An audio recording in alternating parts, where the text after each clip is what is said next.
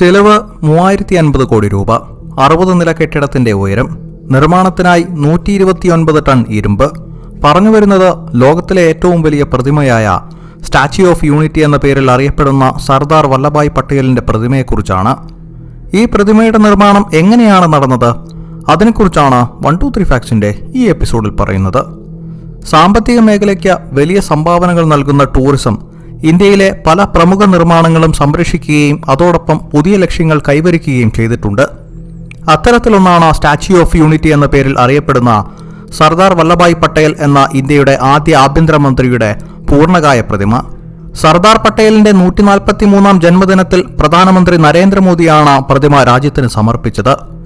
ഇന്ത്യയിലെ 562 നാട്ടുരാജ്യങ്ങളെ ഒരുമിച്ച് ചേർത്ത ഒരു ജനാധിപത്യ മുഖം നൽകിയ ഇന്ത്യയുടെ ഉരുക്കുമനുഷ്യനുള്ള ആദരം കൂടിയാണ് ഈ നിർമ്മിതി. 20,000 മീറ്റർ സ്ക്വയർ സ്ഥലത്ത് പ്രതിമയും അതിനു ചുറ്റുമായി 12 സ്ക്വയർ കിലോമീറ്ററിൽ ഒരു തടാകവും ഉൾപ്പെടെ 3050 കോടി രൂപയാണ് ഈ ഉദ്യമത്തിനായി ചെലവ് വന്നിരിക്കുന്നത്. 182 മീറ്റർ ഉയരത്തിൽ ലോകത്തിലെ ഏറ്റവും വലിയ പ്രതിമയായി നിലകൊള്ളുന്ന സ്റ്റാച്യു ഓഫ് യൂണിറ്റിക്ക് രൂപം നൽകിയത് പത്മഭൂഷൺ ജേതാവ് കൂടിയായ റാം വി സുധറാണ്. നർമ്മദാ നദിയിലേക്ക് നോക്കി നിൽക്കുന്ന രീതിയിൽ നദിയിലെ തന്നെ സാധുബേഡ് എന്ന ദ്വീപിലാണ് പ്രതിമ തലയുയർത്തി നിൽക്കുന്നത്. ലാസൻ ആൻഡ് ട്യൂബ്രോ കമ്പനിയിലെ 300 എഞ്ചിനീയർമാർ ഉൾപ്പെടെ 3000 ജോലിക്കാരുടെ 3.5 വർഷത്തിന്റെ അധ്വാനമാണ് ഈ നിർമ്മിതി. രാജ്യത്തിന്റെ അഭിമാനമായ ശില്പം പൂർത്തിയാക്കാൻ എല്ലാ സംസ്ഥാനങ്ങളിൽ നിന്നും 1,69,000 ഗ്രാമങ്ങളിലെ 100 മില്യൺ കർഷകരുടെ സംഭാവനയായി ഏതാണ്ട് 129 ടൺ ഇരുമ്പ് നിക്ഷേപം ലഭിച്ചിട്ടുണ്ട്. വലിയ ശില്പമായതിനാൽ തന്നെ നീണ്ടകാലം നിലനിൽക്കുകയും പ്രതികൂല സാഹചര്യങ്ങളെ അതിജീവിക്കുകയും ചെയ്യുന്ന രീതിയിലാണ് ഇതിന്റെ ഭാഗങ്ങൾ മുഴുവൻ നിർമ്മിച്ചിരിക്കുന്നത്. പ്രതിമയുടെ ഉൾഭാഗത്ത് 3 പാളികളായി നിർമ്മിച്ചിരിക്കുന്നത് reinforced cement, concrete, steel, 8mm bronze എന്നിവ കൊണ്ടാണ്. ചൈനയിലെ പ്രശസ്തമായ ജിയാങ്സി ടോക്കിൻ എന്ന കമ്പനിയാണ് ബ്രോൺസ് ക്ലാഡിങ്ങുകൾ ചെയ്തിരിക്കുന്നത്. ഏത് നിർമ്മാണങ്ങളും വർഷങ്ങൾ കഴിയുമ്പോൾ അവയുടെ യഥാർത്ഥ രൂപത്തിൽ നിന്നും മാറാൻ തുടങ്ങും. അതേപോലെ ഇപ്പോഴത്തെ ബ്രൗൺ നിറം ഓക്സിഡേഷന്റെ ഫലമായി നിറം മങ്ങി 30 വർഷങ്ങൾക്ക് ശേഷം പച്ച നിറത്തിലേക്ക് മാറാൻ സാധ്യതയുണ്ട്. എന്നാൽ ശക്തമായ ഭൂമികുലുക്കത്തെയും സെക്കൻഡിൽ 100 കിലോമീറ്റർ വേഗതയിൽ വീശുന്ന കാറ്റിലും കേടുപാടുകൾ പറ്റാതെ നിൽക്കാനുള്ള കരുത്തിലാണ് പ്രതിമ നിർമ്മിച്ചിരിക്കുന്നത്. പ്രതിമയുടെ ഉൾവശം നിർമ്മിച്ചിരിക്കുന്നത് അതിമനോഹരമായ ശില്പഭംഗിയിലാണ്.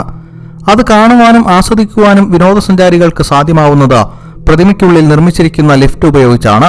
26 ആളുകളെ കയറ്റാൻ ശേഷിയുള്ള 4 ഹൈസ്പീഡ് ലിഫ്റ്റാണ് ഇതിലുള്ളത്. 30 സെക്കൻഡുകൾ കൊണ്ട് അതിവേഗം താഴെ നിന്ന് മുകളിലേക്ക് ആളുകളെ കയറ്റി സഞ്ചരിച്ചെത്താൻ ഈ ലിഫ്റ്റുകൾക്ക് സാധിക്കും. പ്രതിമയ്ക്കുള്ളിൽ 183 മീറ്റർ ഉയരത്തിൽ സജ്ജീകരിച്ചിട്ടുള്ള വ്യൂ പോയിന്റിൽ നിന്ന് 200 ആളുകൾക്ക് ഒരേ സമയം സർദാർ സരോവർ ഡാമും വിന്ധ്യ സത്പുര മലനിരകളുടെ ഭംഗിയും ആസ്വദിക്കാൻ കഴിയും. ഇതിനോടനുബന്ധിച്ച് ഒരു മ്യൂസിയവും 3 സ്റ്റാർ ഘടനയിലുള്ള താമസ സൗകര്യവും ഫുഡ് കോർട്ടും ഒരുക്കി വിനോദസഞ്ചാരികൾക്ക് വളരെ സൗകര്യപ്രദമായ അനുഭവം നൽകാൻ കഴിയുന്നുണ്ട്. സാധുബേട്ടിലെ ചെറിയൊരു കുന്ന് 70 മീറ്ററോളം നിരപ്പാക്കി അതിലാണ് പ്രതിമയുടെ ഫൗണ്ടേഷൻ നിർമ്മിച്ചിട്ടുള്ളത്. 2,10,000 cubic metre cement concrete, 6,500 ton steel, 18,500 ton reinforced steel, 1,780 ton bronze plate, 1,850 ton bronze cladding തുടങ്ങിയവയാണ് ഇതിന്റെ നിർമ്മാണ പ്രവൃത്തികൾക്കായി ഉപയോഗിച്ചിരിക്കുന്നത്. 3000 കോടി രൂപ ചെലവായ പദ്ധതിയിൽ 1,347 കോടി രൂപ ചെലവാക്കിയത് പ്രതിമയുടെ നിർമ്മാണത്തിന് മാത്രമായാണ്. 235 കോടിക്ക് എക്സിബിഷൻ ഹാളും കൺവെൻഷൻ സെന്ററും പണി കഴിപ്പിച്ചു. 700 കോടി രൂപയോളം 15 വർഷത്തേക്കുള്ള മെയിൻ്റനൻസിനുമായിട്ടാണ് ചെലവഴിക്കുന്നത്. കുറേയധികം ഗോത്രവിഭാഗങ്ങൾ താമസിക്കുന്ന ഇടമായതിനാൽ തന്നെ ഇത്രയും ഭീമമായ ഭൂമി ഏറ്റെടുക്കലും മറ്റും അവിടെയുള്ള ജനതയെ പ്രക്ഷോഭിച്ചിരിക്കുന്നു. അവിടെയുള്ള പ്രബല ഗോത്രവിഭാഗമായ തഡ്വിയിലെ ജനങ്ങൾ ഇതിനെതിരെ ശക്തമായ രീതിയിൽ എതിർപ്പ് പ്രകടിപ്പിച്ചിരുന്നു.